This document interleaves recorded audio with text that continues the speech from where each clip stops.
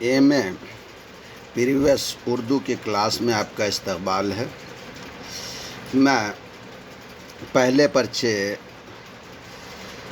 میں شامل غزل گو شعراء کی سوانح حیات اور ان کی غزل گوئی پر گفتگو کا سلسلہ میں نے شروع کر رکھا ہے، اور اس سلسلے کے 3 شاعروں کو میں گزشتہ لیکچرز میں پڑھا چکا۔ آج داغ دہلوی کی حیات اور ان کی شاعری پر مجھے آپ سے گفتگو کرنی ہے۔ نواب مرزا نام تھا، داغ تخلص تھا، دہلی ان کا وطن تھا۔ 25 مئی 1831 کو دہلی کے محلے چاندنی چوک میں داغ پیدا ہوئے۔ ان کے والد کا نام شمس الدین خاں تھا اور ان کی والدہ چھوٹی بیگم کے نام سے مشہور تھی۔ داغ نے ایسے ماحول میں پرورش پائی جو عیش و عشرت کا گہوارہ تھا۔ ان کے والد نواب شمس الدین خاں جو لوہارو اور پنجاب کی ایک اسٹیٹ فیروز پور جھرکا کے نواب تھے، اور یہ ان کی ریاستیں تھیں، انہیں ایک انگریز کے قتل کے الزام میں 3 اکتوبر 1835 عیسوی کو پھانسی دے دی گئی تھی، جس کے بعد داغ اپنی والدہ چھوٹی بیگم کے ہمراہ رامپور اپنی خالہ عمدہ خانم کے ہاں آئے۔ عمدہ خانم نواب رامپور کی داشتہ تھیں،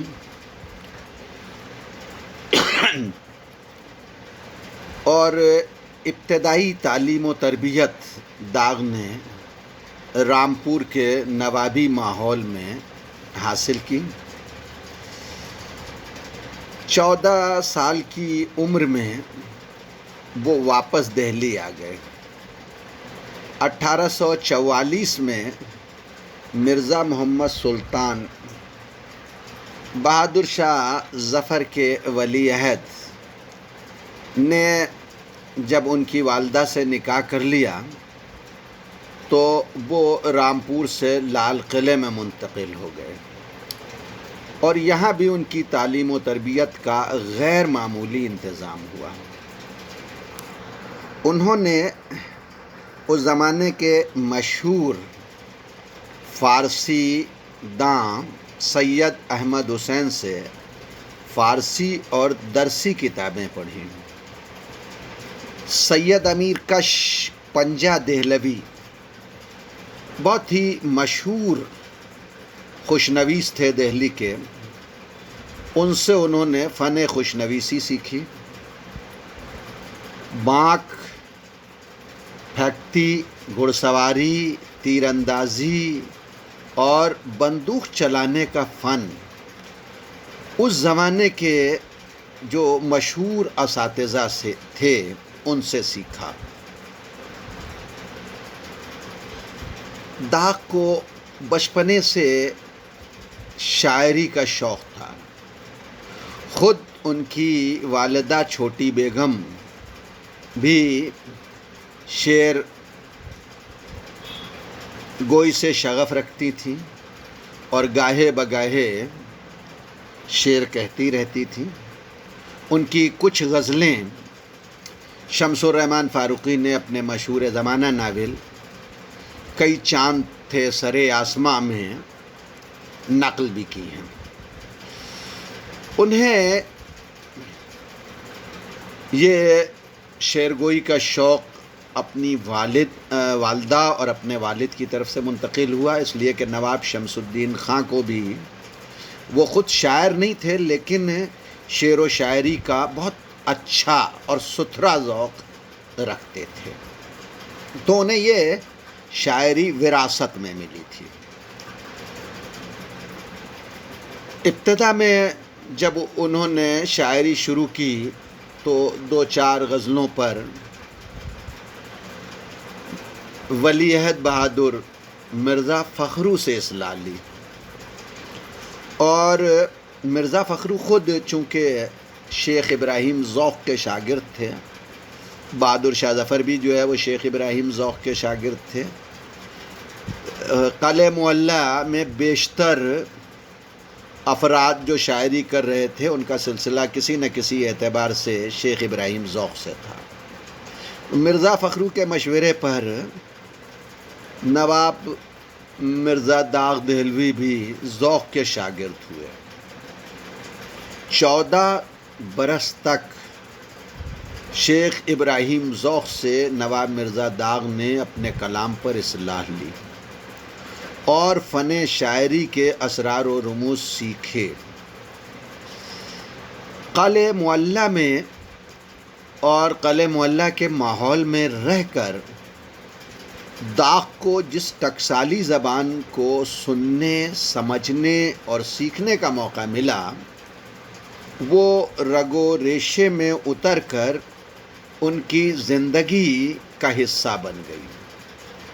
شعر و شاعری اور ٹکسالی زبان کے اس ماحول کے علاوہ داغ نے رنگینیوں، حسن و رعنائی، سیر و تفریح، عیش و عشرت اور کیف و سرور کے جو مناظر قلعہ معلیٰ میں اور قلعہ معلیٰ سے پہلے اپنے گھر میں دیکھے، اور جوانی کی منزل میں قدم رکھنے کے ساتھ ساتھ عیاشی سے بھری زندگی کے جو تجربات ان کو ہوئے، اس میں وہ اس قدر رچ بس گئے کہ عمر بھر ان سے ان کا پیچھا نہیں چھوٹا۔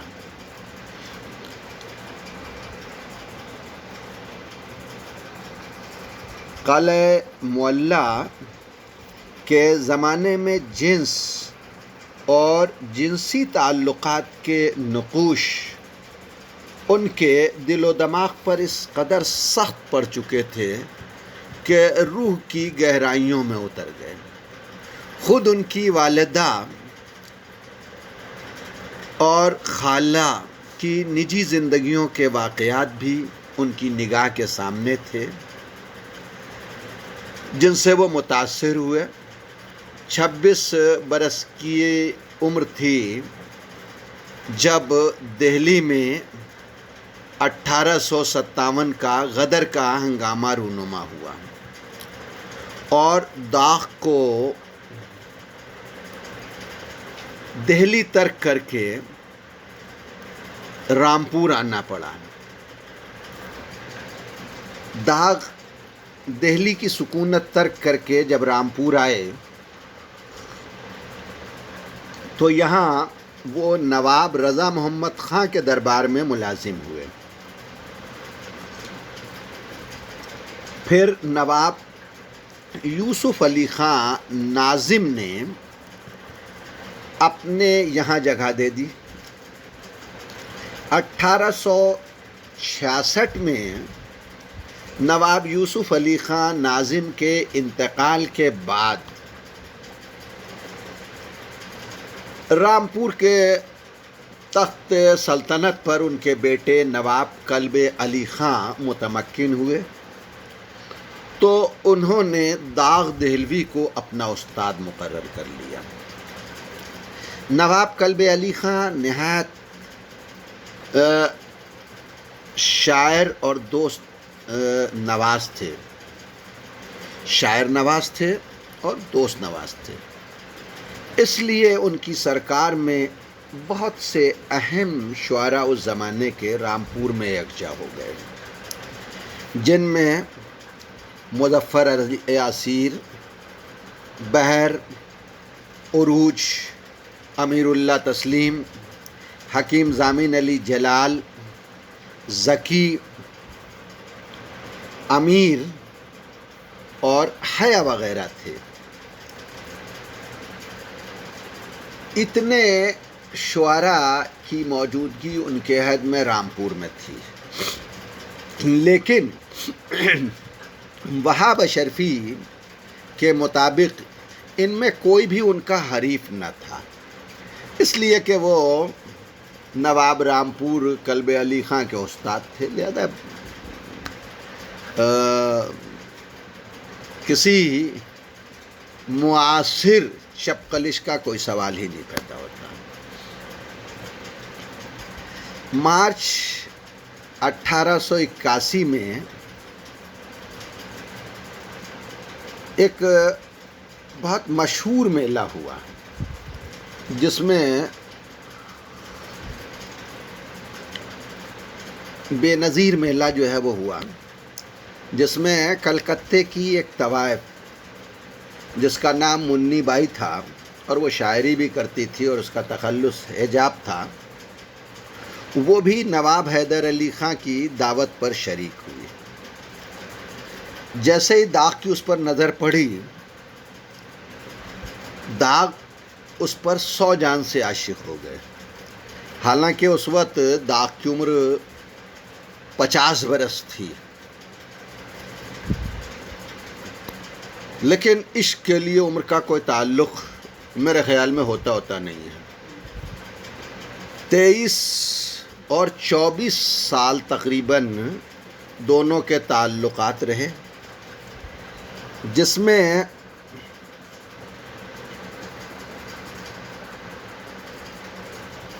داغ کو سکھ کم اور دکھ زیادہ ملے۔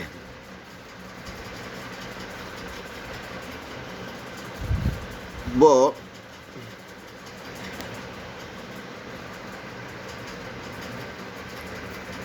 مارچ 1887 میں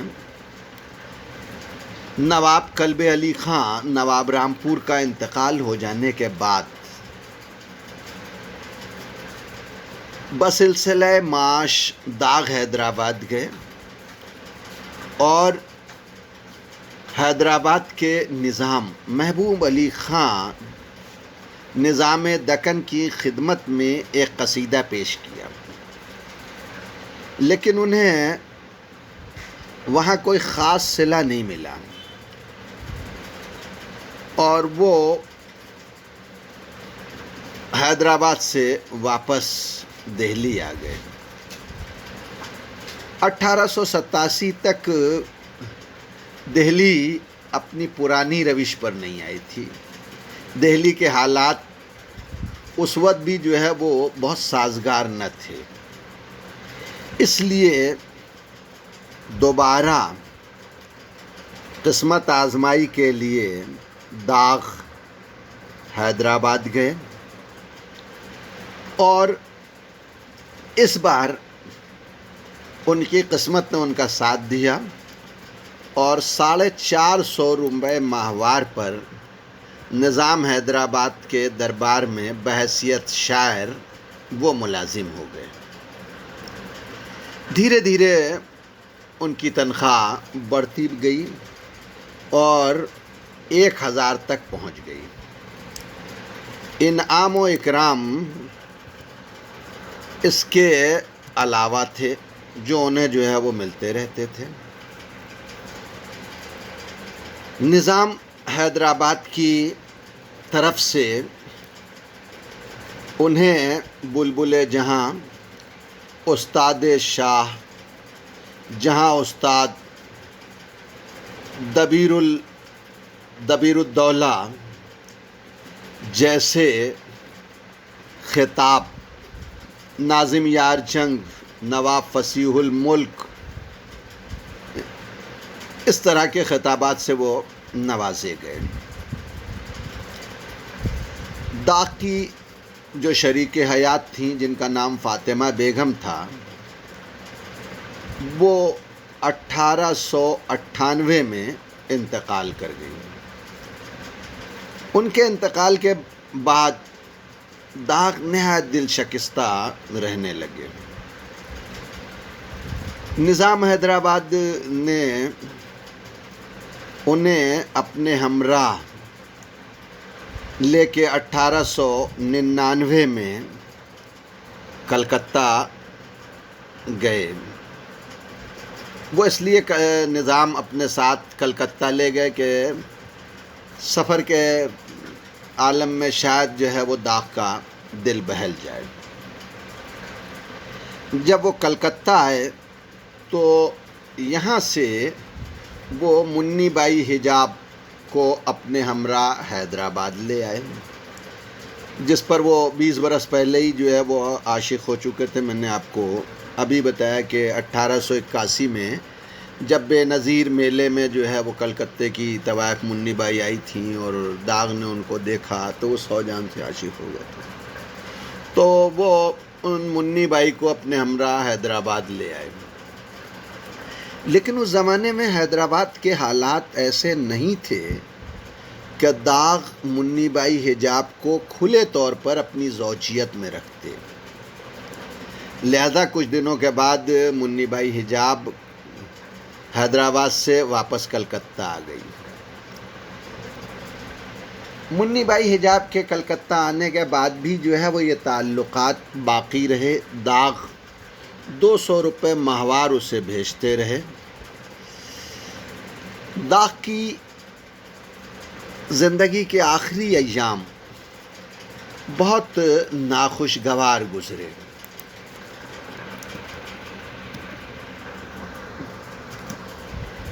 پیری نے انہیں توڑ کر رکھ دیا تھا،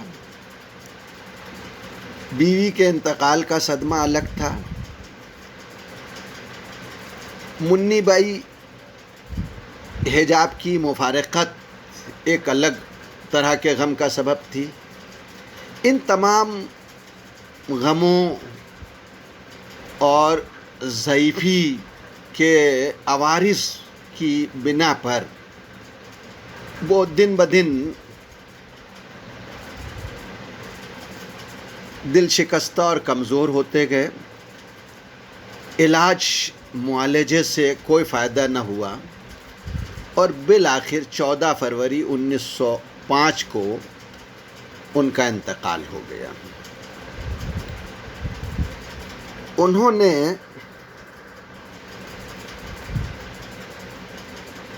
گلزار داغ، آفتاب داغ، مہتاب داغ، یادگار داغ، یہ شعری مجموعے جو ہے وہ چھوڑے۔ اس کے علاوہ ایک ضمیمہ یادگار داغ ان کے شعری مجموعوں میں شامل ہے۔ داغ کے اس سوانحی پس منظر سے یہ اندازہ ہو جاتا ہے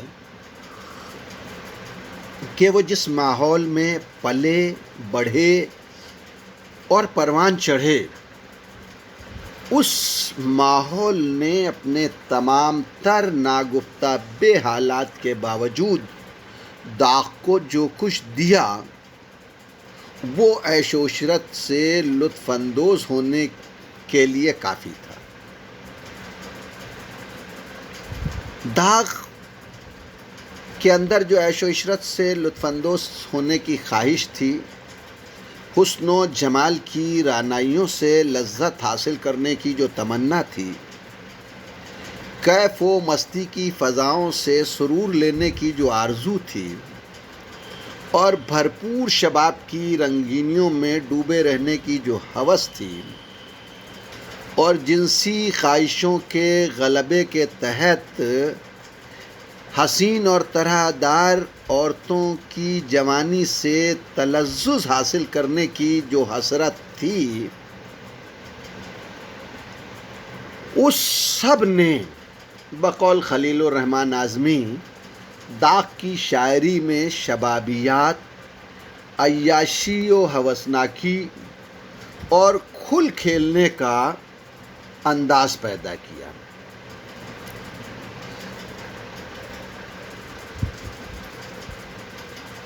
حقیقت یہ ہے کہ داغ کی شاعری میں جو کچھ یہ آپ کو دکھائی دیتا ہے یہ سارے تجربات ان کی ذاتی زندگی سے تعلق رکھتے ہیں، اور ذاتی زندگی کے ان تجربات کو انہوں نے اپنی شاعری میں جس طرح برتا ہے اور پیش کیا ہے، اس سے داغ کی شاعری میں ایک بہت ہی دلکش کیفیت پیدا ہوئی ہے جو لطف سے خالی نہیں ہے۔ آپ نے میری گفتگو کو سنا، اس کے لیے شکریہ۔